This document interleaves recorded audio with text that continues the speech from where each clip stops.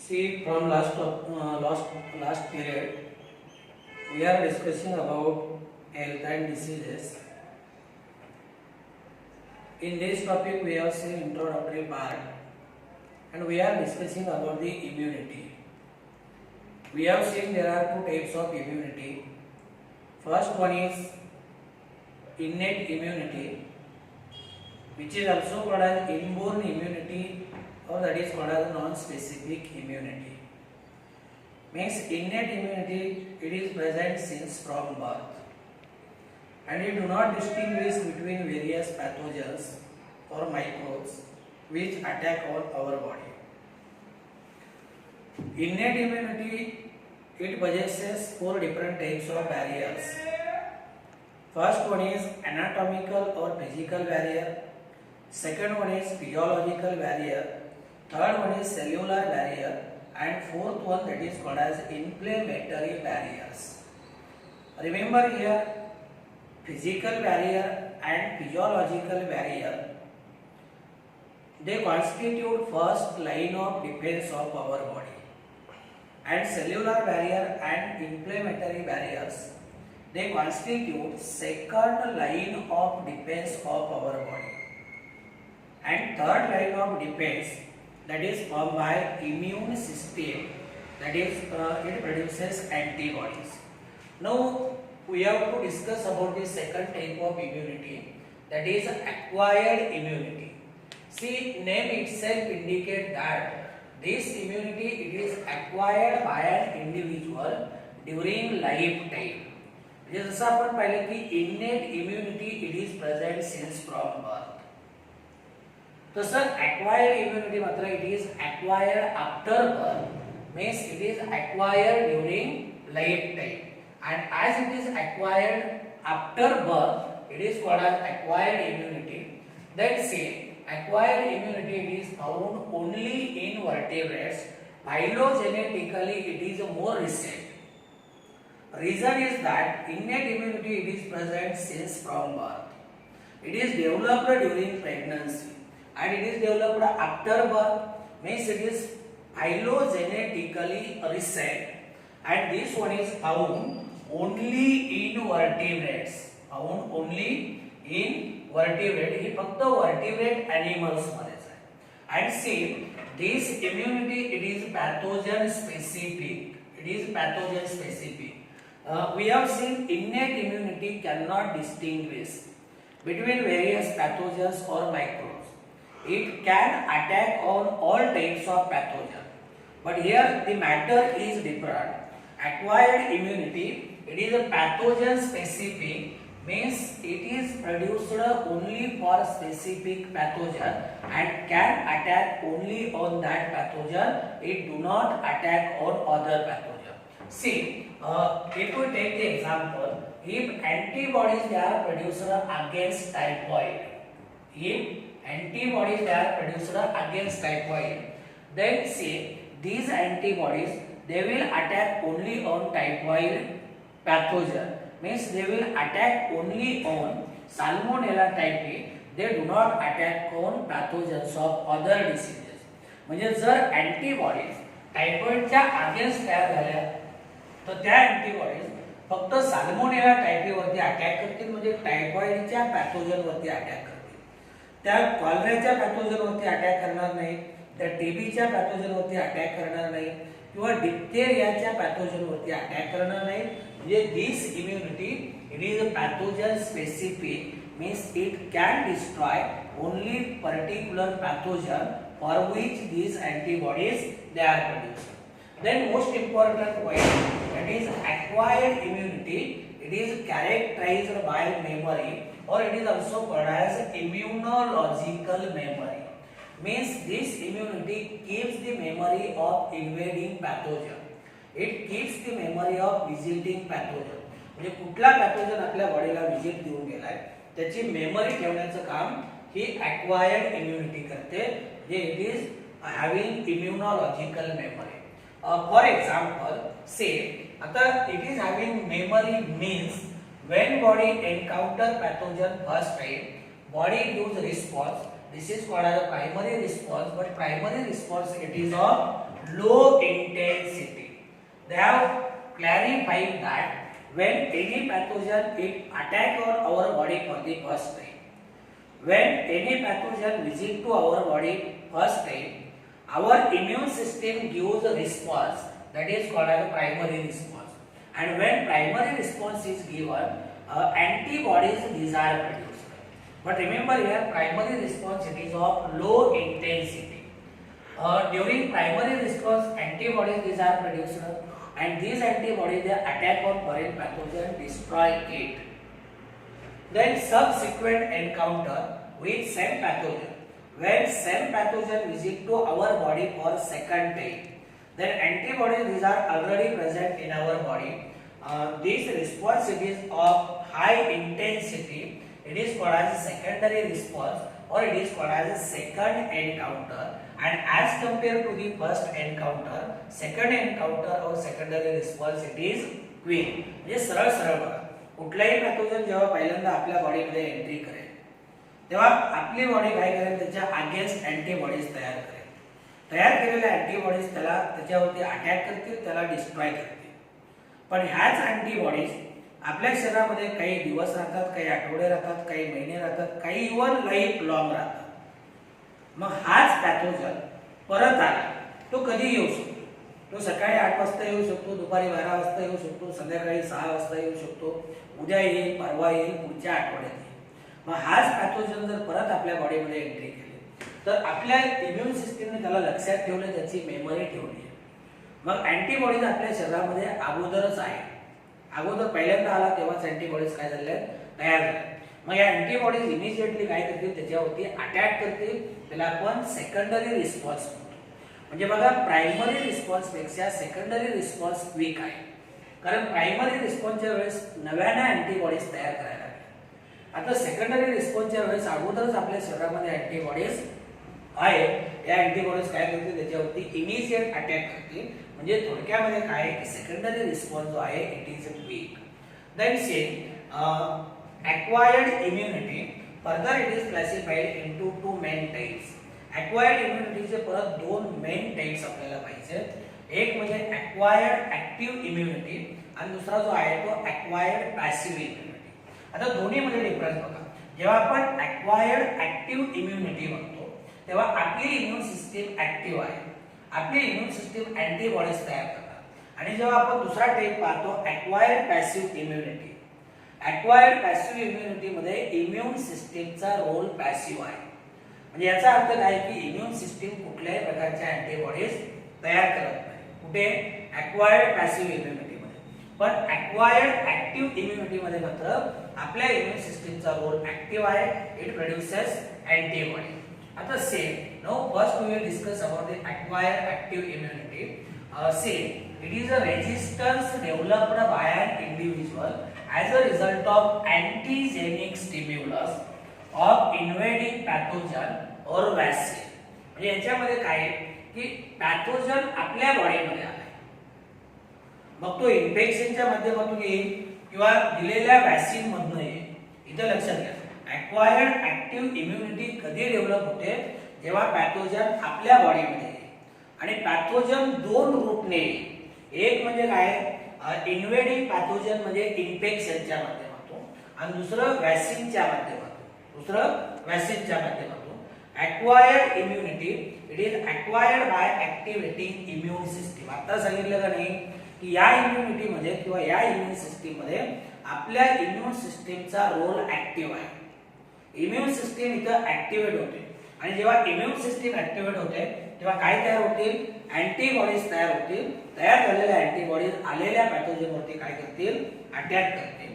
आता याच्यामध्ये again it is classified into two types.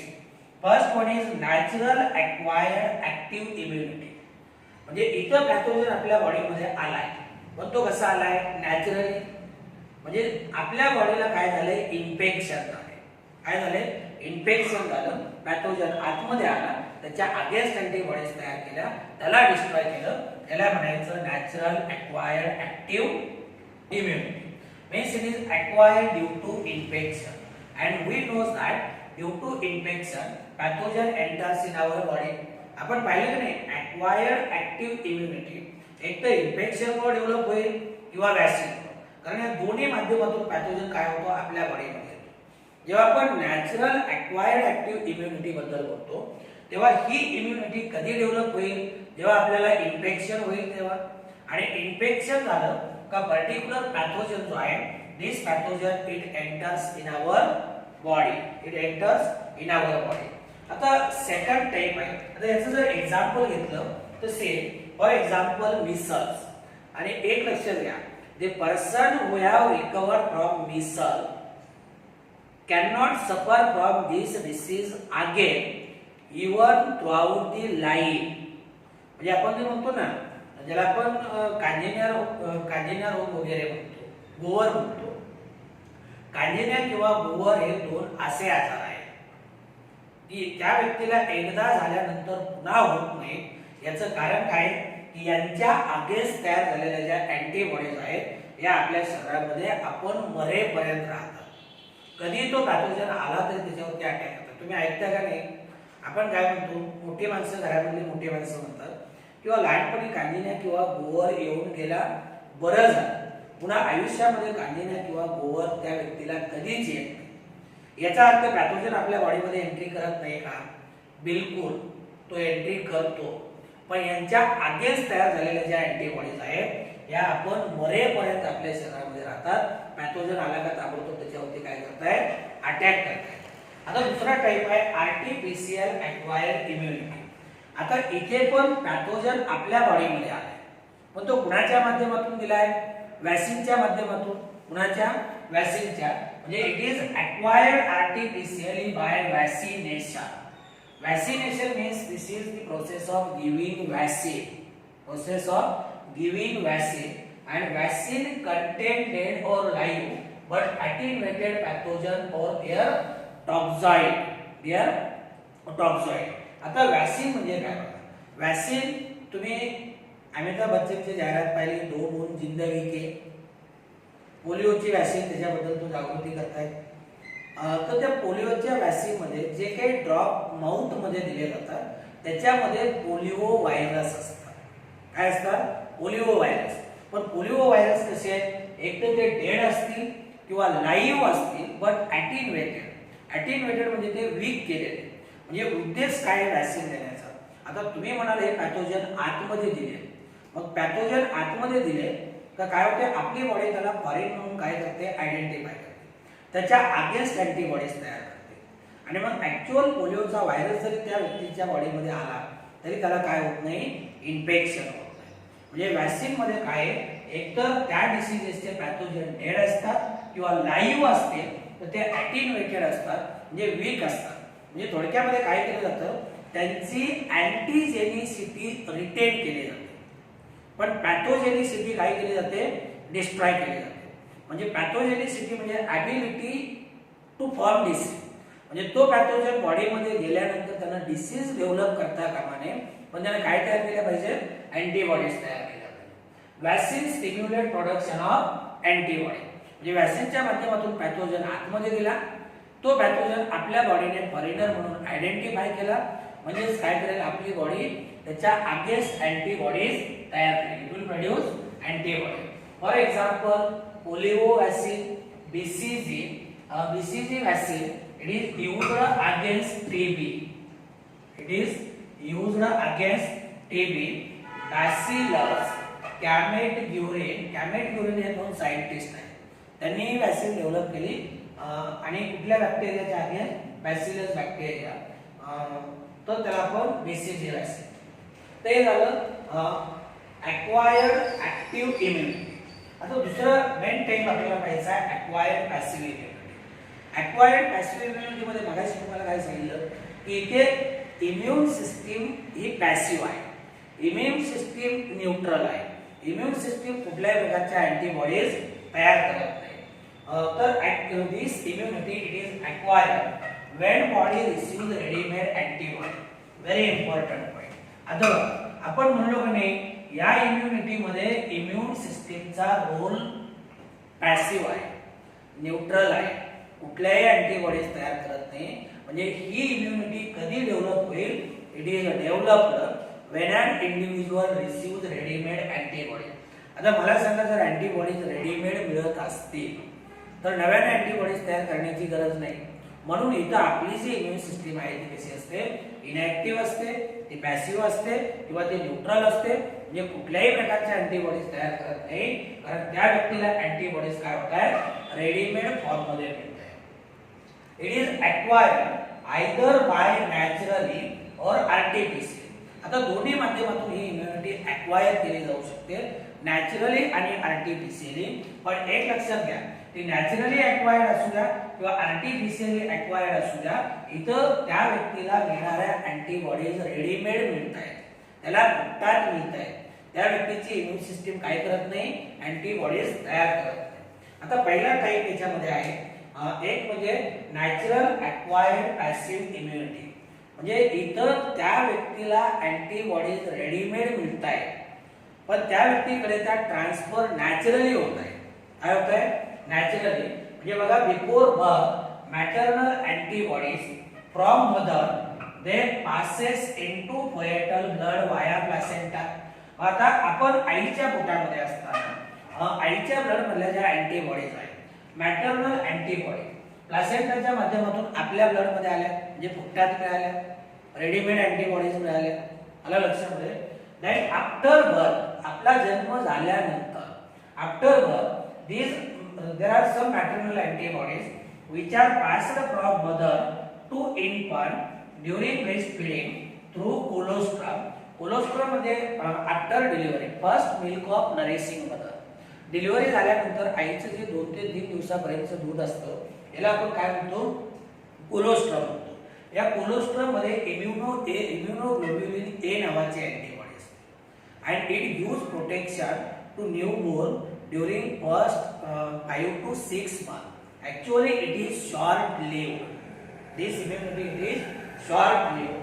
आता हे जे मॅटर्नल अँटीबॉडीज आहेत, या मॅटर्नल अँटीबॉडीज 2 मार्गाने आपल्याकडे आहेत. एक म्हणजे प्लासेंटा आणि दुसरं म्हणजे कोलोस्ट्रम. प्लासेंटा आणि कोलोस्ट्रमच्या माध्यमातून आईकडनं आलेल्या अँटीबॉडीज कशा आहेत? रेडीमेड आहेत. कशा? रेडीमेड. तर नॅचरल अक्वायर्ड पॅसिव्ह इम्युनिटी. आता आर्टिफिशियल अक्वायर्ड पॅसिव्ह इम्युनिटी, इथं मात्र already prepared antibodies they are injected into the body of individual, जे developed by injecting previously prepared antibody. इथं तयार केलेल्या अँटीबॉडीज काय केलं जातं? इंजेक्शनच्या माध्यमातून त्या व्यक्तीच्या शरीरामध्ये दिल्या जातात. Antibodies obtain from hyper immunized horse are injected in human being against rabies. कुत्र चावल्यानंतर जे आपल्याला इंजेक्शन दिलं जातं, त्याच्यामध्ये काय आहे? ऑलरेडी प्रिपेअर्ड अँटीबॉडीज आहे, अगोदर तयार केलेले अँटीबॉडीज आहेत. साप चावल्यानंतर जे इंजेक्शन दिलं जातं, तिथे सुद्धा अँटीबॉडीज काय आहेत? अगोदर तयार केल्या त्या इंजेक्शनच्या माध्यमातून आपल्या बॉडीमध्ये इंट्रोड्यूस केल्या. म्हणजे याला आपण आर्टिफिशियल अक्वायर्ड. म्हणजे जर अँटीबॉडीज रेडीमेड अँटीबॉडीज आर्टिफिशियली आपल्या बॉडीमध्ये आल्या तर ती आर्टिफिशियल अक्वायर्ड पॅसिव्ह इम्युनिटी. आणि जर त्या नॅचरली आपल्या बॉडीमध्ये आल्या तर नॅचरल अक्वायर्ड पॅसिव्ह इम्युनिटी. तर this is about the types of acquired immunity. Now next point we have to discuss, that is structure of antibody. Remember here we have said when any foreign pathogen, when any foreign microorganism enters in our body, it stimulates immune response, and this pathogen or microbe which is entering in our body, that is called as antigen, and to destroy this antigen our immune cells, they produces protective chemical material. This is called as antibody. This is called as antibody. म्हणजे कुठलाही pathogen आपल्या बॉडीमध्ये आला तर तो आपली immune system activate करतो, आणि जेव्हा इम्युन सिस्टीम ऍक्टिव्हेट होईल तेव्हा या अँटीजेनच्या अगेन्स्ट प्रोटेक्टिव्ह केमिकल्स आपल्या बॉडीमध्ये तयार होत आहेत, म्हणजे त्याला डिस्ट्रॉय करण्यासाठी. आणि हे जे प्रोटेक्टिव्ह केमिकल्स आहेत, these protective chemicals produced by immune cells of our body to destroy foreign pathogen, these are called as antibodies. These are called as antibodies. See, just now we have seen primary and secondary immune response. These are carried out by two specific lymphocytes, and these lymphocytes, their first one is B lymphocyte and second one is T lymphocyte. आपण circulation मध्ये सुद्धा B lymphocyte, T lymphocyte बद्दल पाहिले. B lymphocyte they produce an army of protein in our body to fight against pathogen. म्हणजे आपल्या बॉडीत एक लक्षात घ्या, सकाळी उठल्यापासून आपण झोपेपर्यंत लाखो पॅथोजन आपल्या बॉडीमध्ये काय करतायत, एंट्री करतायत. लाखो पॅथोजन आपल्या बॉडीमध्ये एंट्री करतायत, तरी सुद्धा आपण आजारी पडतो का, नाही. का, तर त्यांच्या अगेन्स्ट आपल्या बॉडीमध्येच काय होतात, अँटीबॉडीज तयार होतात. हे जे दोन टाइप्स आहेत ना लिम्फोसाइटचे, बी लिम्फोसाइट आणि टी लिम्फोसाइट, याच्यापैकी या ज्या बी लिम्फोसाइट आहेत, these B lymphocytes they produces an army of protein to fight against invading pathogen or microbes, and these proteins produced by B lymphocyte to fight against pathogen, these are called as antibodies. काय म्हणतात आपण, these are called as antibodies. And remember here, antibodies these are produced only by B lymphocyte, not by T lymphocyte. मग तुम्ही म्हणाल T lymphocyte foreign पॅथोजनला destroy कशी करते, तर ही काय करते, ऍक्टिव्हेटेड टी सेल्स तयार करते, आणि या टी सेल काय करते, आलेल्या पॅथोजनवरती डायरेक्ट अटॅक करते. पण अँटीबॉडीज कोण तयार करते, बी लिम्फोसाइट. आलं लक्षामध्ये, T lymphocyte then cell do not produce antibody. सांगितलं का नाही आता, टी लिम्फोसाइट कुठल्याही प्रकारच्या अँटीबॉडीज तयार करत नाही. Instead they produces activated T cell to destroy foreign pathogen. आता antibodies these are produced by B cell. परत एकदा बघा, B lymphocyte चे दोन टाइप्स आहेत, एक प्लाझ्मा B सेल आणि दुसरं मेमरी B सेल. तर याच्यापैकी जे प्लाझ्मा B सेल्स आहेत, these B cells they produces antibodies, and antibodies they are produced at rate of 2000 molecule per second. Very important point. The rate of production of antibody, this one is 2000 molecules per second. जे एका सेकंदाला जवळपास 2000 एवढे antibodies काय होत आहेत आपल्या शरीरामध्ये तयार होत आहेत. See, just now we have discussed primary and secondary immune responses. These are brought by two types of lymphocyte. These are called as B lymphocyte and T lymphocyte. We have seen B lymphocyte they produces an army of protein which is called as antibodies, and these antibodies they fight against foreign pathogen or invading microorganism. But as far as T lymphocytes are concerned, T lymphocyte they do not produces any antibodies. Antibodies they are produced only by B lymphocyte, and see the rate of production of antibodies is 2000 molecules per second. As far as the structure of antibody is concerned, say this is the antibody which appears Y-shaped. Means each antibody it is Y-shaped molecule. It is made up of 4 polypeptide chain. See, these two they are called as heavy chain or they are called as H chain, and these two they are called as light chain or these are called as L chain. And here we can say that these polypeptide chains they are held together with the help of disulfide bond. मग एक heavy chain असू द्या, दुसरी light chain असू द्या, किंवा दोन heavy chain असतील, तर या ज्या पॉलीपेप्टाइड चेन्स आहेत, these polypeptide chains they are held together with the help of disulfide bond. See, these are called as arms of antibodies, and this is called as stem of antibody. आता इथे बघा, हा arm आणि हा stem means the region which hold arm and stem together, and this point it is called as hinge region. हे लक्षात ठेवा का, याचा प्रश्न येतोय, जिथं अँटीबॉडीचा आर्म आणि ही स्टेम एकत्र येत आहे त्या रिजनला आपण काय म्हणतो, it is called as hinge region. It is called as hinge region. That say each chain of antibody that may be heavy chain or that may be light chain. Each chain of antibody it is having two distinct region one is called as variable region and second one is called as constant region. आता कुठली chain असू द्या, heavy chain असू द्या किंवा light chain असू द्या, याला दोन डिस्टिंक्ट रिजन आहेत. हा जो रिजन आहे याला आपण काय म्हणतो, it is called as variable region, आणि हा जो रिजन आहे याला आपण काय म्हणतो, it is called as constant region. And variable region of bicepped molecule it is having antigen binding site. आता इथं बघा, या अँटीजन बाइंडिंग साइट आहे, म्हणजे अँटीबॉडी मध्ये अँटीजन बाइंडिंग साइट कुठल्या रिजन मध्ये, व्हेरिएबल रिजन. एक variable region have antigen binding site and antigen binding sites of antibody, these are called as paratopes. म्हणजे अँटीबॉडीला दोन अँटीजन बाइंडिंग साइट आहे, एक या बाजूला आणि दुसरी या बाजूला. आणि जी अँटीबॉडीची अँटीजन बाइंडिंग साइट आहे त्याला एक आपण स्पेसिफिक नाव देतो, this one is called as paratope. and the site by which antigen binds with antigen binding site it is called as epitope. epitope म्हणलं का that is related with antigen, आणि paratope म्हणलं that is related with antibody. This part of antibody means antigen binding site or paratope. It recognizes antigen and binds it forming antigen antibody complex. मग कुठला antigen आहे की antigen binding site काय करणार, bind out करणार, त्याला bind होणार, आणि मग अँटीजन अँटीबॉडी एकत्र येऊन काय तयार होणार, अँटीजन अँटीबॉडी कॉम्प्लेक्स तयार होणार. And see, most of the antibodies they have two antigen binding site, that is why antibodies these are called as bivalents. हे लक्षात ठेवा बरं का, मेजॉरिटी अँटीबॉडीज आहेत यांच्यामध्ये दोन अँटीजन बाइंडिंग साइट आहे, म्हणून अँटीबॉडीला आपण काय म्हणतो, बायवॅलंट मॉलिक्यूल सुद्धा म्हणतो.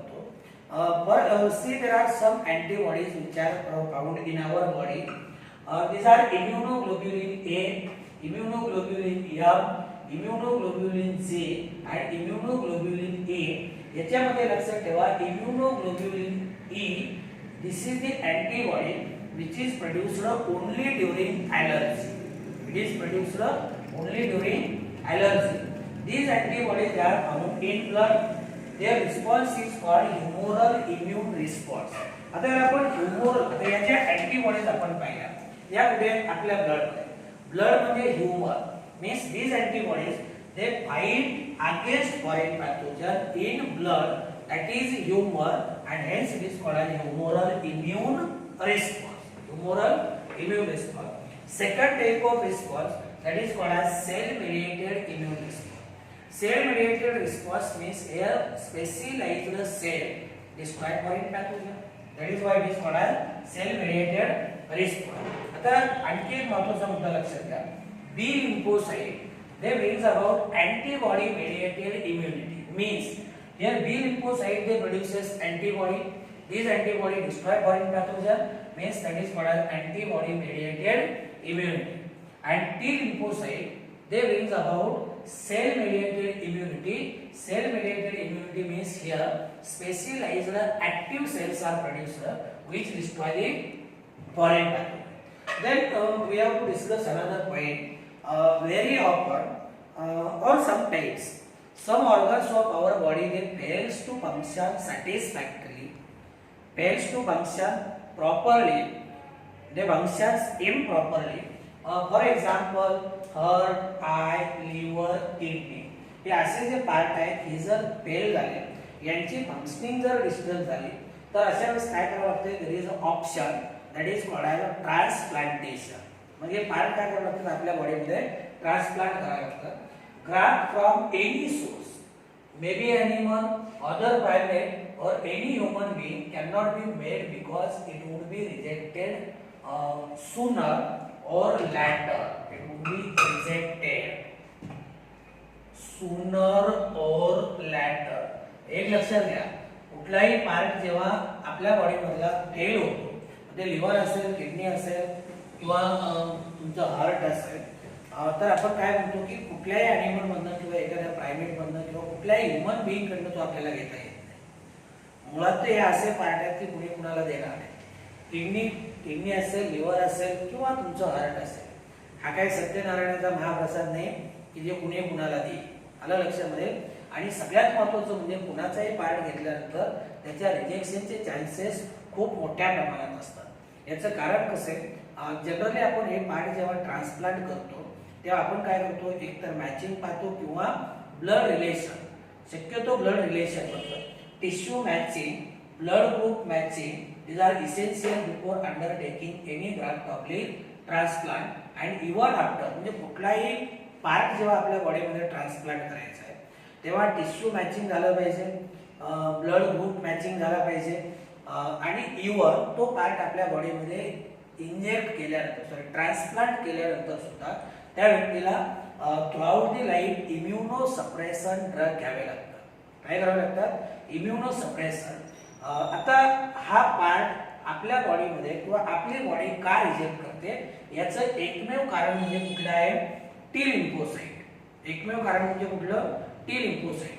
कारण एक लक्षात घ्या, अमुक एका व्यक्तीची किंवा दुसऱ्या व्यक्तीची किडनी आपल्या बॉडीमध्ये आपण ट्रान्सफर करतोय, आपल्या बॉडीमध्ये ट्रान्सप्लांट करतोय, ती आपली का नाही, ती दुसऱ्याची, म्हणजे ती आपल्या बॉडीला फॉरेनर आहे. मग या टी सेल काय करतील? त्या किडनीच्या सेलला आयडेंटिफाय करतात, म्हणजे फॉरेनर म्हणून आयडेंटिफाय करतात. आणि मग अशा वेळेस काय होते, या ज्या टी लिम्फोसाइट्स आहेत ब्लडमध्ये एकत्र येऊन अचानकपणे काय करतात, जो पार्ट आपल्या बॉडीमध्ये किंवा जी दुसऱ्याची किडनी आपल्या बॉडीमध्ये आपण ट्रान्सप्लांट करतोय त्याच्यावरती अटॅक करतायत. म्हणजे आपली बॉडी काय करते, डॉक्टर म्हणतात बॉडीला मॅच होत नाही किंवा बॉडी रिजेक्ट करते. याचं काय, एक सरळ उदाहरण तुम्हाला सांगतो की समजा एखादी गल्ली आहे, एखाद्या गल्लीमध्ये 8 ते 10 कुत्रे आहेत, त्यांचं अजिबात एकमेकाबरोबर जमत नाही. पण पलीकडच्या गल्लीमधलं जर कुत्रं आलं तर हे 8-10 कुत्रे त्यांच्यामधले मतभेद विसरून त्या कुत्र्यावरती काय करतात, अटॅक करतात, त्याला पिटाळून लावतात, कारण तो आपल्या गल्लीतला आहे, तो पलीकडच्या गल्लीतला आहे. तसं या टी लिम्फोसाइट जे आहेत ना, यांच्यामध्ये किती जरी मतभेद असले तरी काय होत आहे, अशा वेळेस फॉरेनरवरती अटॅक करण्यासाठी एकत्र येत आहे आणि अशा पद्धतीने आपली बॉडी काय करते, तो पार्ट रिजेक्ट करते. पण अलीकडच्या काळामध्ये मेडिकलमध्ये खूप मोठ्या प्रमाणामध्ये ॲडव्हान्समेंट झाली. त्याच्यामुळे अगोदरच काय केलं जाते, हे इम्युनो सप्रेशन ड्रग्ज वगैरे वापरले जातात. त्याच्यामुळे काय होते की या टी लिम्फोसाइट अशा पॅरालाइज होतात आणि तोपर्यंत डॉक्टर काय करते, तो पर्टिक्युलर पार्ट आपल्या बॉडीमध्ये ट्रान्सप्लांट करून मोकळा होतो. आलं लक्षामध्ये? म्हणजे आपली बॉडी एखादा ग्राफ्ट, म्हणजे दुसऱ्याचं हार्ट असेल, किडनी असेल किंवा लिव्हर असेल, रिजेक्ट का करते, त्याला एकमेव कारणीभूत जर कुठल्या सेल असतील तर ते म्हणजे कुठल्या, that is called as T lymphocyte. कारण त्यांच्यामध्ये काय सेल्फ आणि नॉन सेल्फ, आपल्या बॉडीच्या सेल कुठल्या, फॉरेनर कुठल्या, हे आयडेंटिफाय करण्याची कॅपॅसिटी असते.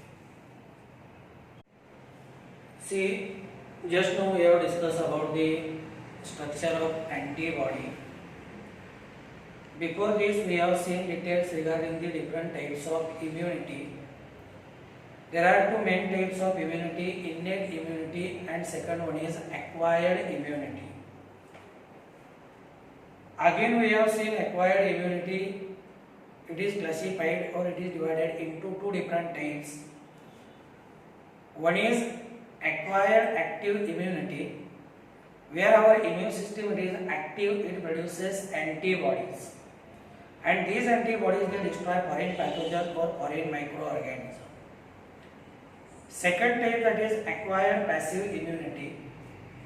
Acquired passive immunity, or in this immunity our immune system it is inactive, it is neutral, means it do not produces antibodies. In acquired passive immunity, the person get antibodies in ready-made form. Further, there are two different types of acquired passive immunity as well as acquired active immunity that we have also discussed in detail. Now, next point we have to discuss, that is vaccination and immunization. More or less these two terms they are one and same. The principle of immunization or vaccination. Vaccination means this one is the process of giving vaccine. We have seen vaccine, it is the preparation of dead or live but attenuated microorganism which when injected in body it stimulate production of antibodies. तर हे जे immunisation किंवा वॅक्सिनेशनचा principal आहे, this one is based on property of memory of immune system. We have said our immune system, it keeps the memory of visiting pathogen or microorganism. In vaccine is introduced into body. We have seen vaccine, it is a preparation of either dead or live but attenuated microorganism. आणि एकदा का vaccine आपल्या बॉडीमध्ये दिली का याचे जे pathogens आहेत हे पॅथोजन काय करतात, आपली इम्युन सिस्टीम ऍक्टिव्हेट करतात. म्हणजे जेव्हा केव्हा वॅक्सीन आपल्या बॉडीमध्ये इंट्रोड्यूस केली जाईल तेव्हा पर्टिक्युलर डिसीजेसच्या अगेन्स्ट अँटीबॉडीज तयार होतील. Means antibodies is are produced against pathogen. जसं आपण एक्झाम्पल पाहिलं, for example polio vaccine. Polio vaccine मध्ये आपण काय करतो, पोलिओ व्हायरसेस डेड किंवा ॲटिन्युएटेड फॉर्म मध्ये बॉडीमध्ये इंट्रोड्यूस करतो. एकदा का पोलिओ वॅक्सीन दिली म्हणजे पोलिओ व्हायरस आपल्या बॉडीमध्ये आले का पोलिओ व्हायरसच्या अगेन्स्ट आपली बॉडी काय करते, अँटीबॉडीज तयार करते. Vaccine also generate memory B cell and memory T cells that recognise invader. आता दुसरा एक फायदा वॅक्सीनचा असा आहे की vaccine it also generate memory B cell, it also stimulate production of memory B cell and memory T cell so that invader or visiting pathogen it can be recognized immediately. It can be recognized immediately.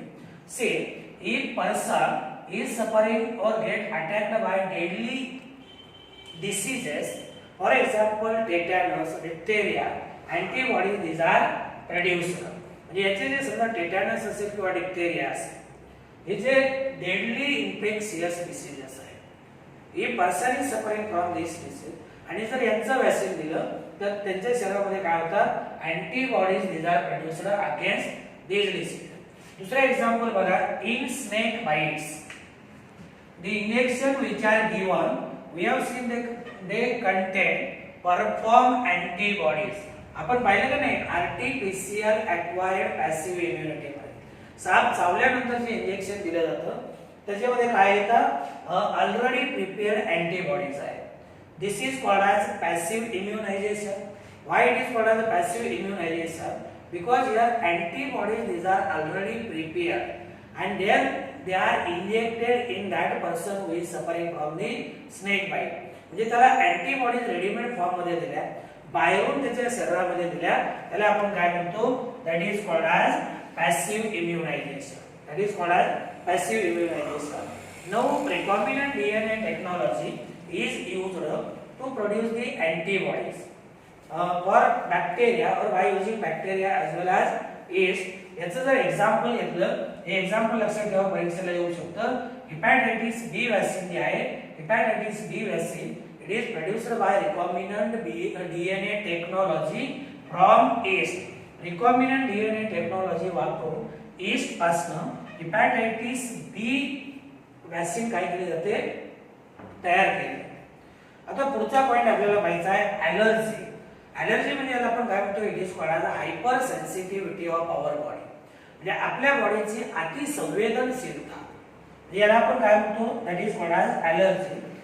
Remember here it is a common observation that when we go to new place suddenly we start sneezing, we start wheezing and due to unexplained reason. And when we go away from that place, then these symptoms they disappear. Common observation. समजा असं की आपण एखाद्या नवीन ठिकाणी गेलो, नवीन वातावरणामध्ये गेलो की ताबडतोब आपल्याला काय होते, असं सीळ घातल्यासारखा आवाज निघणार किंवा सिंका वगैरे येणार, नाकावाटं पाणी वाहायला सुरू होणार.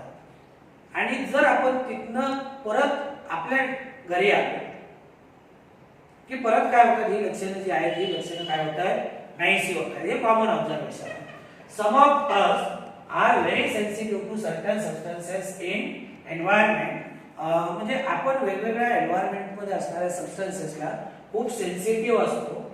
अबव मेन्शन रिॲक्शन म्हणजे आता जे सांगितलं आपण की अबव मेन्शन रिॲक्शन और symptoms these are of allergy and see, allergy it is caused due to substances like pollens, mites, etc. The substances that causes allergy, these are called as allergen. आपल्या प्रत्येकाला कुठल्या ना कुठल्या सबस्टन्सची काय आहे, allergy आहे. ज्याच्यामुळे ॲलर्जी होते त्याला आपण काय म्हणतो, ॲलर्जन.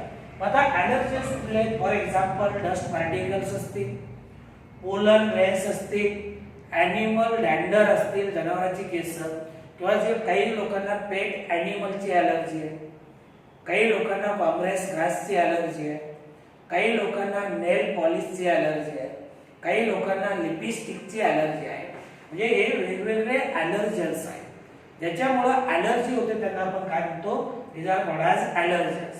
आणि ॲलर्जीचे कॉमन सिम्पटम्स जर आपण पाहिले, see the common symptoms of allergy, these are sneezing, watery eyes, शिंका येणे, डोळ्यावर पाणी येणे, नाक वाढणे, running nose, difficulty in breathing, श्वास घ्यायला अडचण निर्माण होणे. these are the common symptoms of allergy. And say the allergy is caused due to release of two chemical substances, that is called as histamine and second one is called as serotonin. आता एक लक्षात घ्या, ज्याच्यामुळे allergy होते, allergy मध्ये आपण पाहिलं होतं कुठली अँटीबॉडी तयार होते, इम्युनोग्लोब्युलिन ए. कुठली, इम्युनोग्लोब्युलिन ए. आता ॲलर्जीचे सिम्पटम्स का, तर पर्टिक्युलर केमिकल्स डॅमेज झालेली जी मास्ट सेल आहे, कुठली सेल, मास्ट सेल. या मास्ट सेल्स मधनं दोन प्रकारचे केमिकल रिलीज होत आहेत. एक म्हणजे हिस्टॅमाइन आणि दुसरा आहे serotonin. these are responsible for symptoms of allergy. आता से there are certain drugs which can reduce the symptom of allergy. हे एक लक्षात ठेवा. ॲलर्जीचे कॉमन सिम्पटम्स लक्षात ठेवा, ॲलर्जी मध्ये कुठले केमिकल्स रिलीज होत आहेत ते लक्षात ठेवा, आणि ॲलर्जीचे सिम्पटम्स रिड्यूस करण्यासाठी आपण काय वापरतो, म्हणजे स्टेरॉइड्स असतील, ॲड्रेनालिन असेल, अँटीहिस्टामाइन असेल. these are the drugs which reduces symptoms of allergy. they reduces symptoms of allergy. One most important point is that see more and more children in metropolitan cities of India, they suffer from asthma and allergy due to sensitivity to changed environment. आता हे common observation. बघा आपल्याकडची जी लहान मुलं आहेत जी metropolitan सिटीमध्ये वाढलेली आहेत, वर्षे 2-2, 5-5 वर्षे शहरामधनं ग्रामीण भागामध्ये वगैरे जात नाहीत, गावाकडे वगैरे जात नाहीत. ही अशी जी लहान मुलं आहेत ती काय असतात, खूप सेन्सिटिव्ह असतात, हायली सेन्सिटिव्ह असतात. 1-2 वर्षानंतर जर ही मुलं गावाकडे वगैरे आली तर आल्या आपण काय म्हणतो, आल्या त्यांना सर्दी होणे, श्वास घ्यायला जड जाणे म्हणा, अशी जी लक्षणं आहेत ती दिसून येतात. आणि जोपर्यंत मुलं लहान आहेत, तुम्ही बघा आई वडील शक्यतो गावाकडे जाण्याचं टाळतात, कारण त्यांचं कायम म्हणणं असतं की नको, मुलं लहान आहेत, त्यांना तिकडचं वातावरण सूट होत नाही. म्हणजे ही मेट्रोपॉलिटन मधली मुलं आणि रुरल एरियामध्ये ग्रामीण भागामधली मुलं जर पाहिलं तर यांच्यामध्ये खूप मोठ्या प्रमाणात, कारण यांची इम्युन पॉवर त्या प्रमाणात काय झाली, कमी झाली. अलीकडच्या काळामध्ये मॉडर्न लाईफस्टाईल म्हणा, याच्यामुळे सुद्धा काय झालंय, इम्युन पॉवर कमी झाली. तुम्ही थोडा वेळ कम्पेअर करून बघा, जर ग्रामीण भागातली मुलं आणि मेट्रोपॉलिटन शहरामध्ये वाढणारी मुलं यांच्यामध्ये जमीन आसमानचा फरक आहे. ग्रामीण भागातल्या मुलांमध्ये इम्युन पॉवर खूप मोठ्या प्रमाणात आहे. आता जसं मी सांगितलं ना की 1-2 वर्षानंतर किंवा उन्हाळ्याच्या दिवाळीच्या सुट्टीमध्ये जर आई वडिलांबरोबर मुलं गावाला गेली, आता सांगितलं ना की आई वडील गावाकडे जाण्याचं टाळत आहेत, कारण त्यांचं म्हणणं आहे की नको, मुलांना गावाकडलं वातावरण काय होत नाही, सूट होत नाही, मुलं आजारी पडतात, कारण त्यांची इम्युन पॉवर कमी. ग्रामीण भागामधली मुलं बघा, ग्रामीण भागामधली मुलं, तुम्हाला कदाचित माहीत असेल गावामध्ये चावडी असते किंवा पार असतो का नाही, अगदी आपल्या डोक्या इतकी त्याची हाईट असते. त्या पारावर खेळणारी मुलं अगदी पारावरून उड्या मारतील किंवा पारावरून एखादं डोक्यावर जरी खाली पडलं तरी सुद्धा उठून घरी पळून जाणार, अजिबात लागलं नाही म्हणणार.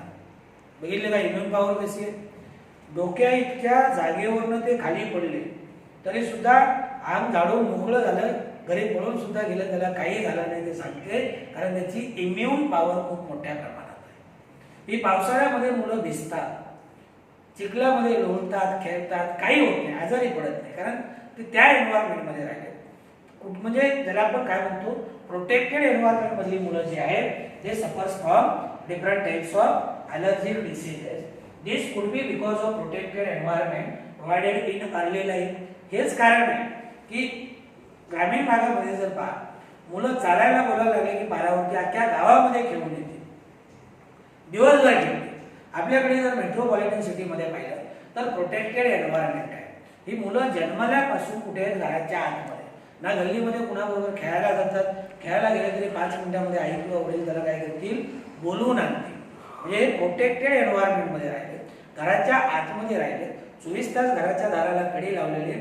आणि नाहीतरी आपल्या घरी सध्या कोण येते, 2च माणसं येतात. पेपरवाला येतो तो बाहेरूनच पेपर फेकून जातोय आणि फक्त सकाळी आपल्या घराची कडी वाजवणारा एकच माणूस आहे, तो म्हणजे दूधवाला.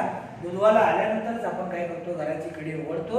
एरवी 24 तास मुलं काय येतं या प्रोटेक्टेड एन्व्हायरमेंटमध्ये आहेत. त्याचा परिणाम काय झाला की यांची इम्युन पॉवर काय झाली, कमी झाली. आता नंतर पुढचा एक पॉईंट आपल्याला पाहायचा आहे auto immunity.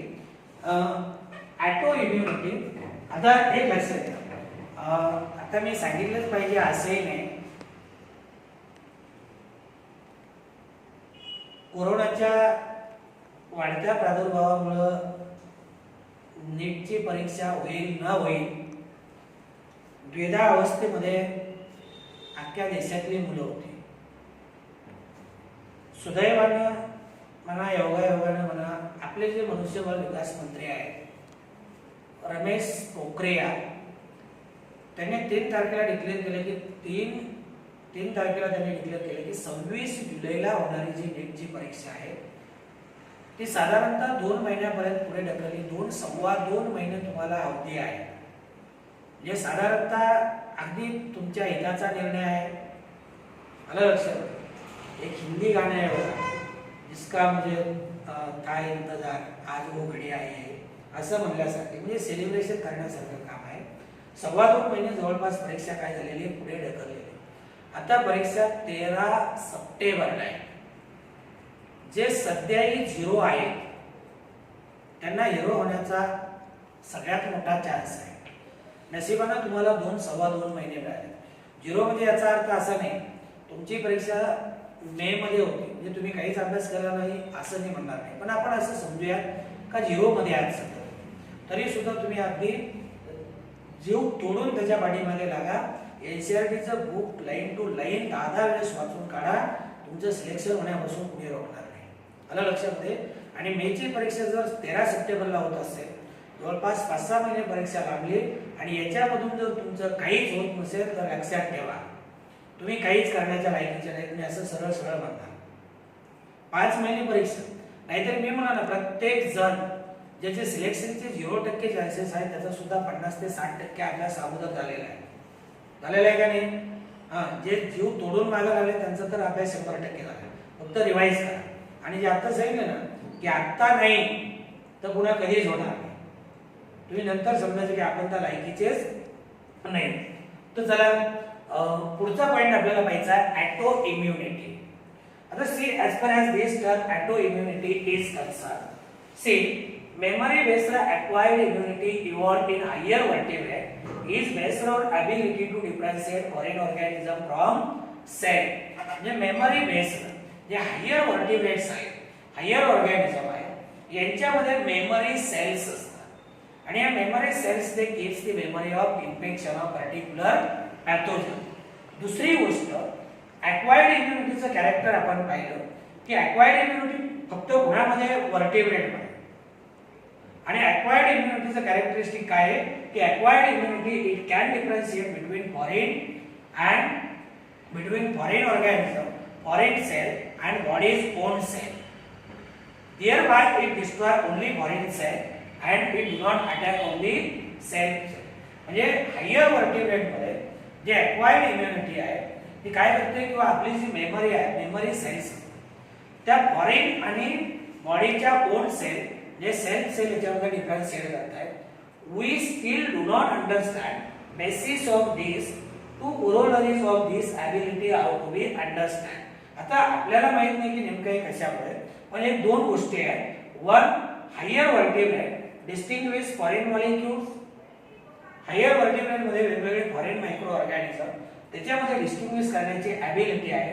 And to some time due to genetic and other unknown reason body attack cell. कधी कधी काय होतं, जेनेटिक रिझन असेल किंवा आणखी दुसरं एखादं कुठलं कारण असेल, body attacks our own cell. This causes damage to body cell and that is called as auto immune disease. कधी कधी जर समजा आपल्याच बॉडी सेलने किंवा आपल्याच बॉडी सेलने आपल्या बॉडी सेलवरती जर अटॅक केला, म्हणजे आपल्या बॉडी सेलच्या अगेन्स्ट अँटीबॉडी तयार झाल्या, तर त्याला आपण काय म्हणतो, ऑटो इम्युन डिसीज म्हणतो. आणि ऑटो इम्युन डिसीज याचं वेल नोन एक्झाम्पल आहे, that is rheumatoid arthritis. Rheumatoid arthritis. See, now we have to discuss next point, that is immune system in our body. As far as the immune system of our body is concerned, it consists lymphoid organs, then tissues, then cells, and solute molecules like antibodies. They form immune system of our body. Lymphoid organs असतील, वेगवेगळ्या cells असतील, tissues असतील किंवा antibodies असतील, they form immune system of our body. First we will discuss about the lymphoid organs. In lymphoid organs maturation and proliferation of lymphocyte occurs. आपण पाहिलं lymphocyte जे आहेत, बी लिम्फोसाइट असतील, टी लिम्फोसाइट असतील. Lymphoid organs मध्ये mature होत आहे, त्यांची संख्या वाढते. म्हणजे in lymphoid organ maturation and proliferation of lymphocyte occurs. We have to see primary lymphoid organ and secondary lymphoid organ. Remember, these are very important. Primary lymphoid organ, that is called as a bone marrow, which produces lymphocyte, and it also brings about differentiation into antigen sensitive lymphocyte. Primary lymphoid organ म्हणलं लक्षात ठेवा, त्याला आपण bone marrow म्हणतो. इथं lymphocyte तयार होतात, differentiate होतात, they become sensitive lymphocyte. Then after maturation these lymphocytes they migrate to the secondary lymphoid organs. आता सेकंडरी लिम्फोइड ऑर्गन्स कुठले आहेत? स्प्लीन असेल, लिम्फ नोड असेल, tonsil, Peyer's patches of small intestine and appendix. these are the secondary. इथे एवढंच लक्षात ठेवा बरं का, प्रायमरी लिम्फोइड ऑर्गन म्हणलं का बोन मॅरो, आणि secondary lymphoid organ spleen, lymph node, tonsil, Peyer's patches of small intestine and appendix. Bone marrow, it is a main lymphoid organ. Then say another lymphoid organ, that is thymus. It is lobed organ. It is located near heart, beneath breastbone. आपण पाहिलेले chemical coordination मध्ये, आणि हेही आपण पाहिले की in early life in young children it is larger in size and in old age individual it get degenerated. It provides environment for maturation of T lymphocyte.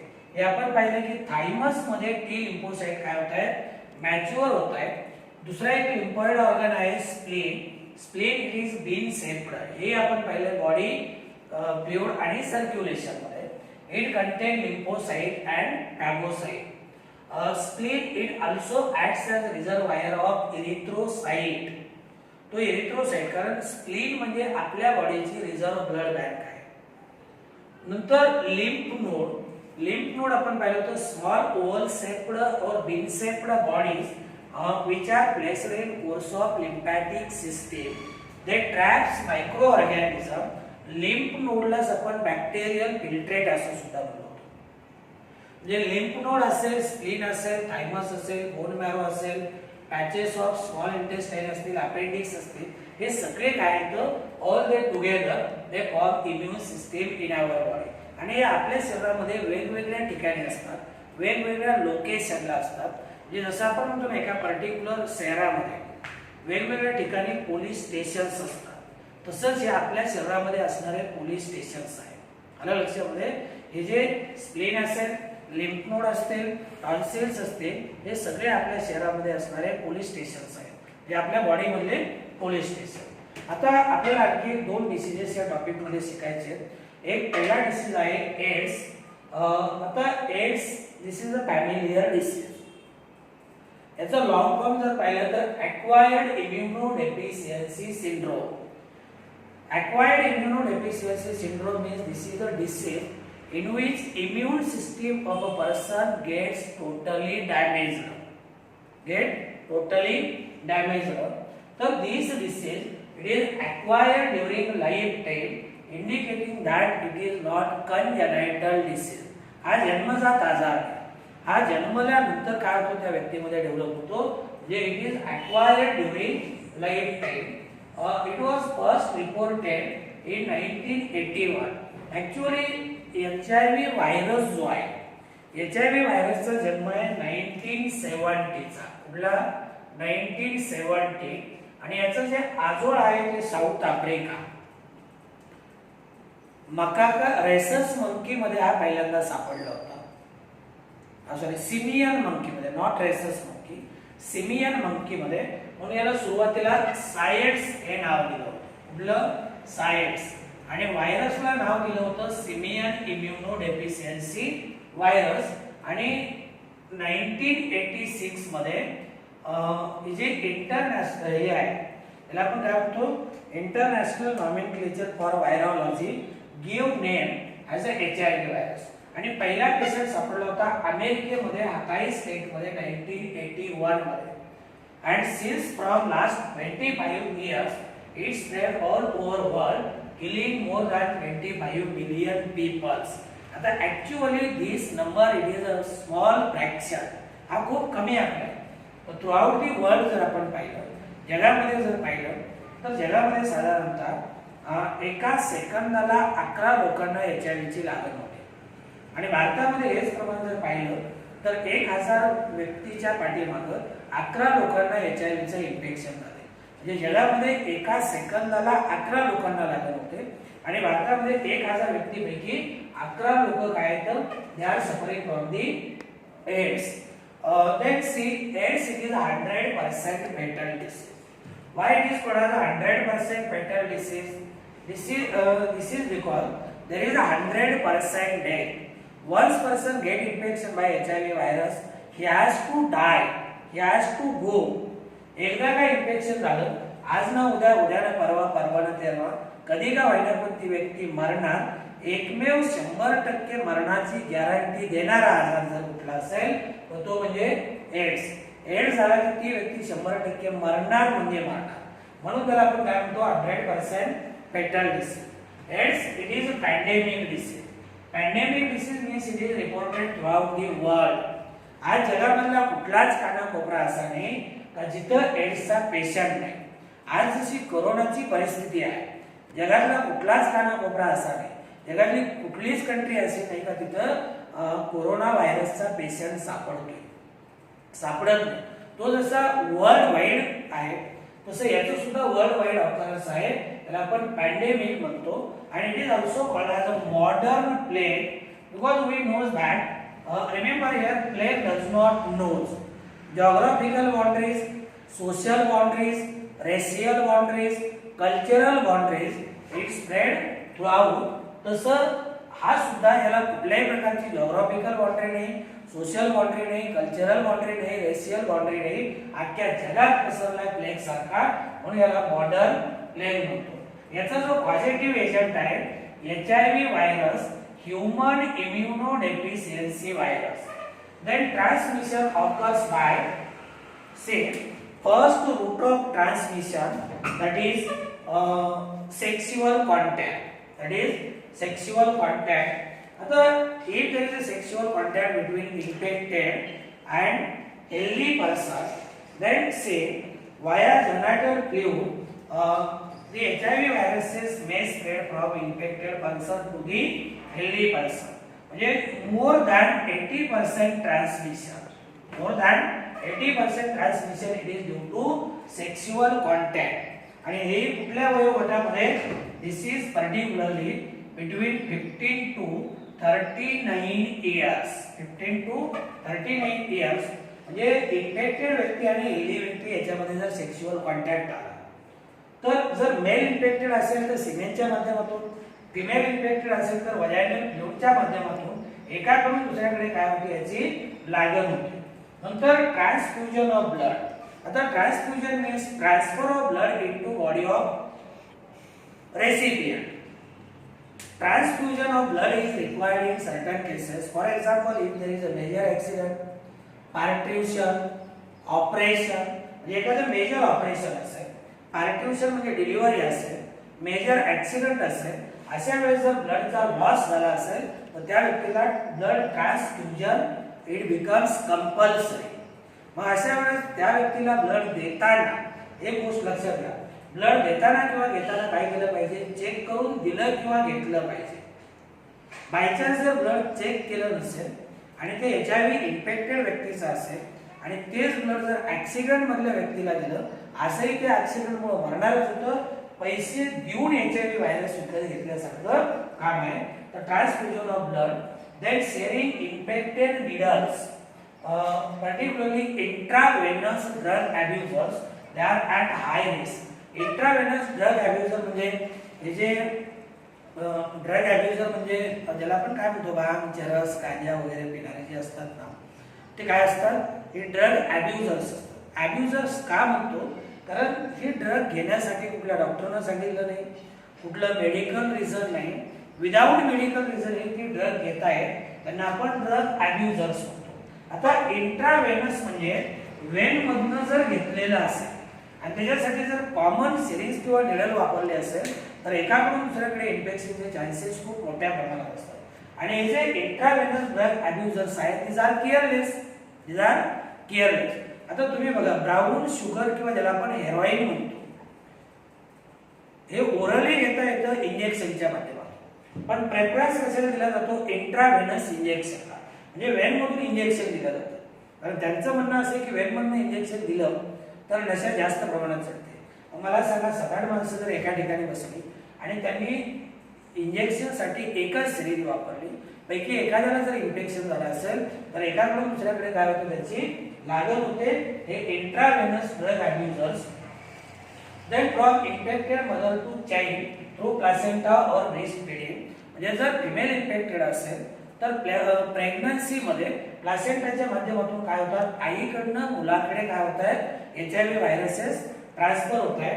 किंवा delivery नंतर ब्रेस्ट फीडिंग, लहान मुलाला दूध पाजताना आईकडनं HIV व्हायरसेस काय होऊ शकतात, त्या मुलामध्ये ट्रान्सफर होऊ शकतात. म्हणून मेडिकल फील्ड काय सांगते की female who is suffering from HIV infection, she should avoid conception. म्हणजे ज्या फिमेलला HIVचं इन्फेक्शन झालं त्या फिमेलनं काय केलं पाहिजे, मुलाबाळाचा मोह टाळला पाहिजे. आता persons who are at high risk, these are who are having habit of multiple sex partner. आता हाय रिस्क मधले कोण आहे, हाय रिस्क म्हणजे यांना आपण प्रॉमिस्कस बिहेवियर. प्रॉमिस्कस बिहेवियर म्हणजे बिनधास्त वाटते, कसंही वाटते. जे multiple sex partners, multiple sex partner म्हणजे एका फिमेलचा 2-4 मेल बरोबर सेक्शुअल कॉन्टॅक्ट असणे किंवा एका मेलचा 2-4 फिमेल बरोबर सेक्शुअल कॉन्टॅक्ट असणे, याला मल्टिपल सेक्स पार्टनर म्हणतो. इंट्रावेनस ड्रग अब्युजर्स मी आता सांगितलं. Childrens born to infected mother, आता सांगितलं ना, ज्या फिमेलला इन्फेक्शन झाले त्या फिमेलनं काय केलं पाहिजे, मुलाबाळाचा मोह टाळला पाहिजे. Peoples needs repeated blood transfusion, those people who needs repeated blood transfusion, ज्यांना पुन्हा पुन्हा ब्लड ट्रान्सफ्युजनची आवश्यकता असते, तर ही अशी लोक जी आहेत ती एड्सच्या बाबतीमध्ये हाय रिस्क मानली जातात. दुसरी गोष्ट बघा, AIDS does not spread by near touch or physical contact. आपल्याकडे असं समज आहे की एड्सच्या व्यक्तीच्या संपर्कात आल्यामुळे, त्याच्याबरोबर बोलल्यामुळे, त्याच्याबरोबर प्रवास केल्यामुळे, त्याच्याबरोबर खेळल्यामुळे, कॉमन अटेन्सिव्स, भांडी वापरल्यामुळं किंवा त्याच्याबरोबर जेवल्यामुळं, त्याची काळजी घेतल्यामुळं एड्स होतो. ऍक्च्युअली मियर टच असेल, फिजिकल कॉन्टॅक्ट, सेक्शुअल कॉन्टॅक्ट आला तर एड्स एकाकडून दुसऱ्याकडे पसरतो, पण फिजिकल कॉन्टॅक्टमुळे एड्स एकाकडून दुसऱ्याकडे पसरत नाही. हा लोकांच्या मनामधला गैरसमज आहे. Infected person should not be isolated from family और सोसायटी. आता बघा, आता मी सांगितलं ना, त्याची एड्सच्या पेशंटची काळजी घेतल्यामुळं किंवा त्याच्याबरोबर जेवल्यामुळं, त्यानं तयार केलेला स्वयंपाक खाल्ल्यामुळं म्हणा, त्याच्याबरोबर एकत्र प्रवास केल्यामुळं म्हणा, याच्यामुळं एड्स होत नाही. म्हणून मेडिकल फील्डचं म्हणणं काय की अशी जी व्यक्ती आहे अशा व्यक्तीला घरामधनं तुम्ही आयसोलेट करू नका किंवा समाजामधनं यांना आयसोलेट करू नका. म्हणजे आपल्याकडची परिस्थिती याच्या उलट आहे. ज्या व्यक्तीला HIV इन्फेक्शन झालं त्या व्यक्तीकडे समाजाचा बघण्याचा किंवा घरातल्या लोकांचा बघण्याचा दृष्टिकोन अगदी काही सेकंदामध्ये बदलतो. आलं लक्षामध्ये? जी व्यक्ती गावामध्ये कधी काळी आदरणीय आहे, गावामध्ये चांगली व्यक्ती म्हणून त्या व्यक्तीला मान सन्मान असतो. बायचान्स त्या व्यक्तीला जर HIV इन्फेक्शन झालं तर काही सेकंदामध्ये लोक अगदी त्याच्या 5-25 पिढ्याचा उद्धार करायला मागे पुढे पाहतात. म्हणून मेडिकल फील्डचं म्हणणं आहे की त्या व्यक्तीला इन्फेक्शन झाले, ती व्यक्ती त्या इन्फेक्शन पासून एड्स पासून सफर करते. त्याची चूक आहे, त्यानं झक मारली, त्याची चूक आहे, त्यानं झक मारली, त्यानं काळजी घेतली, तो बिंदास्त वागला असेल, काही असेल, पण त्याला घरामधनं बहिष्कृत करू नका, समाजामधनं बहिष्कृत करू नका, त्याच्याकडे बघण्याचा दृष्टिकोन बदलू नका. पण मी तुम्हाला सांगितलं ना की अशा बाबतीमध्ये लोक अगदी काही सेकंदामध्ये सुप्रीम कोर्टाचा द्यायचं. म्हणजे हेच मेडिकल, मला काही देणं घेणं नाही, मी सांगत नाही, पण मेडिकल फील्ड म्हणते की ज्या व्यक्तीला एड्स झाला त्याच्याकडे बघण्याचा दृष्टिकोन बदलू नका, त्याच्याबरोबर भेदभाव करू नका. म्हणजे याचा सरळ सरळ अर्थ असा आहे की तुम्ही सुप्रीम कोर्टाचा जज होण्याचं काही कारण नाही. Incubation period 5 to 10 years. Incubation period means period between infection and appearance or development of first sign of disease. म्हणजे आज व्यक्तीला जर इन्फेक्शन झालं, आज एखाद्या व्यक्तीला इन्फेक्शन झालं तर पहिलं लक्षण दिसेपर्यंत, म्हणजे पहिलं लक्षण साधारणतः 5 वर्षानंतर दिसणार. काही व्यक्तीमध्ये यांची इम्युन पॉवर जास्त आहे, इम्युनिटी जास्त आहे. काही व्यक्तीमध्ये 10 वर्षानंतर सुद्धा त्या व्यक्तीला काय होतंय, पहिलं लक्षण दिसते. म्हणजे ही जी 5 किंवा 10 वर्ष आहे, 5 ते 10 वर्ष त्या व्यक्तीच्या शरीरामध्ये HIV व्हायरस आहे. त्याच्या कॉन्टॅक्ट मध्ये जर हेल्दी व्यक्ती आली तर त्याला इन्फेक्शन होणार. त्याला आपण HIV कॅरियर म्हणतो. काय म्हणतो? Carrier. After getting infection virus enters into macrophages where it changes RNA genome into viral genome or DNA, viral DNA. म्हणजे आता हा HIV व्हायरस आहे, याच्यामध्ये RNA जेनेटिक मटेरियल आहे. जेव्हा व्यक्तीला इन्फेक्शन होईल तेव्हा काय होते की हा जो HIV व्हायरस आहे मॅक्रोफॅजेस मध्ये एंट्री करतो आणि त्याचा जो RNA आहे, RNA चं कन्वर्जन कशामध्ये होतं? DNA मध्ये होतं. काय होतं? DNA मध्ये. आणि एन्झाइम जो आहे तो आहे रिव्हर्स ट्रान्सक्रिप्टेज एन्झाइम. कुठला? Reverse transcriptase enzyme. याच्यामध्ये काय होतं? Macrophages continues to produce virus. आता मॅक्रोफॅज काय करते? HIV व्हायरसची फॅक्टरी म्हणून काम करणार, HIV व्हायरसेस रॅपिड गतीने तयार करणार आणि एड्स मध्ये हेल्पर टी सेल जे आहे, हेल्पर टी सेलची संख्या झपाट्याने कमी होते. आलं लक्षामध्ये? It is decreased and person become susceptible to opportunistic diseases. एकदा का हेल्पर टी सेलची संख्या कमी झाली का ती व्यक्ती कुठल्याही आजाराला सहजासहजी काय होते? बळी पडते. मग न्यूमोनिया असेल, तुमचं TB असेल किंवा कॅपोसिस सार्कोमा असेल, स्किनचा कॅन्सर. आणि एक लक्षात घ्या, हे जे अपॉर्च्युनिस्टिक डिसीजेस आहेत याच्यामुळे माणूस मरतो. HIV व्हायरसमुळे तो व्यक्ती मरत नाही, तो व्यक्ती HIV मुळे मेला हे चुकीचा समज आहे. HIV व्यक्ती जास्त प्रमाणात कशामुळे मरत असेल तर ते TB मुळे. कारण HIVचं इन्फेक्शन झालं तर ती व्यक्ती काय होते? कुठल्याही आजाराला सहजासहजी बळी पडते. पहिल्यांदा त्या व्यक्तीला TB सारखा आजार होतो. HIV इन्फेक्शन मध्ये TB मुळे होते, एड्स मुळे. याचं डायग्नोसिस करण्यासाठी एलिसा आणि साउथर्न ब्लॉट टेस्ट आहे. एलिसा एन्झाइम लिंक्ड इम्युनोसॉर्बंट असेल आणि याच्यामध्ये दोन्ही मध्ये जर पाहिलं तर most confirmatory test Southern blot test आहे. म्हणजे एक लक्षात घ्या, एलिसा टेस्ट जर घेतली तर एलिसा टेस्ट पहिल्यांदा समजा जर निगेटिव्ह आली, दुसऱ्यांदा ती पॉझिटिव्ह येऊ शकते, तिसऱ्यांदा परत निगेटिव्ह येऊ शकते. आलं लक्षामध्ये? किंवा पहिल्यांदा पॉझिटिव्ह आली, दुसऱ्यांदा निगेटिव्ह आली, परत तिसऱ्यांदा पॉझिटिव्ह आली, तरी सुद्धा घाबरून जायचं नाही, कारण ही 100% कन्फर्मेटरी टेस्ट नाही. कधी कधी काय होतं, बॉडीचं टेम्परेचर वाढलं तरी एलिसा टेस्ट पॉझिटिव्ह येते. प्रेग्नन्सी मध्ये एलिसा टेस्ट पॉझिटिव्ह येते. आणखी काही डिसिजेस आहेत त्याच्यामध्ये सुद्धा एलिसा टेस्ट पॉझिटिव्ह येते. म्हणजे एलिसा टेस्ट पॉझिटिव्ह आली याचा अर्थ त्या व्यक्तीला इन्फेक्शन झाले असं नाही. तर एम्सच्या डॉक्टरांचं म्हणणं आहे की एलिसा टेस्ट जरी पॉझिटिव्ह असेल तरी घाबरून जाऊ नका. साऊथर्न ब्लॉट टेस्ट काय करा, कंडक्ट करा. आणि साऊथर्न ब्लॉट टेस्ट जर पॉझिटिव्ह आली तर person is suffering 100% from AIDS. दुसरी गोष्ट प्रिव्हेन्शन जर आपण पाहिलं तर आजपर्यंत तरी एड्स वरती कुठल्याही प्रकारचं ड्रग अवेलेबल नाही. There is no cure. That is why prevention it is only option. आणि एक लक्षात घ्या, कित्येक असे डिसीजेस आहेत, कित्येक असे व्हायरल डिसीजेस आहेत की त्याच्यावरती अजून कुठल्या प्रकारचं काही नाही, कुठल्याही प्रकारचं ड्रग अवेलेबल नाही. आज आपण रोजच्या रोज दिवसातून 50 वेळा ऐकतो की कोरोनावर पुढच्या महिन्यात लस येईल, कुणी म्हणते आणखी 6 महिने लागतील, कुणी म्हणते 2020च्या शेवटी येईल. पण तुम्ही जर इंग्लंडचे पंतप्रधान पाहिले बोरिस जॉन्सन, त्यांचं म्हणणं असं आहे की एड्स वरती कोरोना व्हायरस वरती लस येईलच याची गॅरंटी नाही. किंवा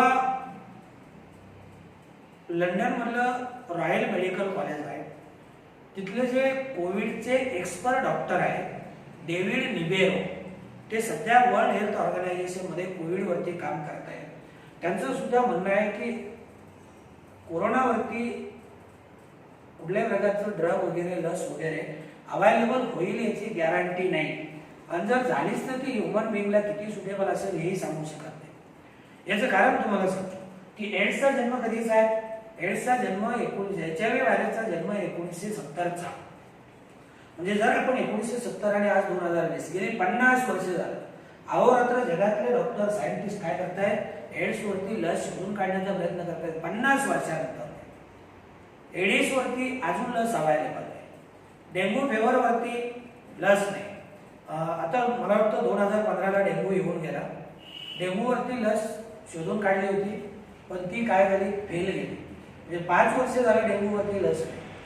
किंवा तुमचं सर्दीचा व्हायरस म्हणा, त्याच्यावरती अजून लस अवेलेबल आहे. मलेरियाचा जन्म कधीच आहे, मलेरियावरती अजून लस नाही. म्हणजे कित्येक असे आजार आहेत की त्याच्यावरती अजून लस उपलब्ध नाही.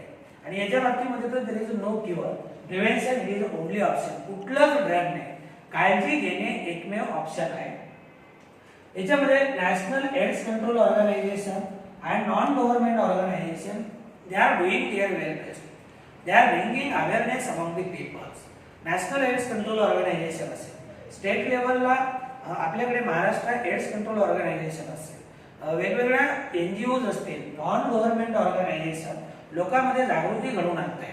मग ते पोस्टर्स असतील, फिल्म्स असतील किंवा काही कॉमन सेईंग वगैरे असतील, याच्या माध्यमातून लोकांमध्ये जागृती घडवून आणत आहेत. आणि it has been rightly said. म्हणजे यांचं म्हणणं असेल की काळजी घ्या. तुम्ही काळजी घेतली तुम्हाला एड्स होणार नाही, निष्काळजीपणा केला एड्स होणार. And that is why it is rightly said, do not die of ignorance. म्हणजे निष्काळजीपणा करू नका. आणि मेडिकल फील्ड सांगते, मी नाही, मेडिकल फील्डचं म्हणणं काय आहे, do not die of ignorance. Take care, काळजी घ्या, निष्काळजीपणा करू नका, निष्काळजीपणाने मरू नका. आणि निष्काळजीपणाने मरत असाल तर तू तुम्हारी जिंदगी पे, असं मेडिकल फील्डचं म्हणणं आहे. Do not die of ignorance.